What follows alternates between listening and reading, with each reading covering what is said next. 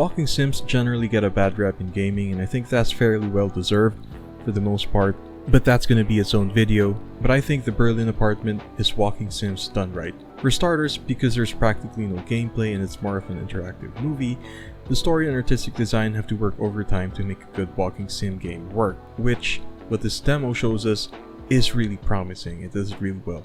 The art design is a sort of colorful, lowish, poly, but detailed art style that's a lot like Firewatch, and it interprets the world that is showing quite accurately to the location that it's set in, but in the game's art style, that I think it kind of makes it sort of like impressionistic. I can't remember, I went to an all-boys high school, and when we had art history class, I would have probably paid more attention in that class if there were art chicks involved, but that's another story.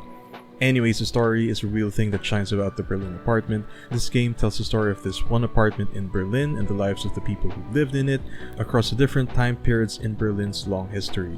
It's basically a love letter to the city of Berlin, and yes, it goes through that part of Germany's history. But the thing that I think makes this game great as a walking sim is that it treats the activities that you'll eventually do less as chores and more like mini games like WarioWare does. And to me, it's one element that still gives the player quite the cinematic experience that you're in for when you're playing walking sims, but it also adds a bit more engagement here and there that just isn't some platforming or press this button to proceed to the next level, which the Berlin Apartment does have, but there's a lot more variety in terms of like the mini gaming. And it makes sense in the story, at least in this demo.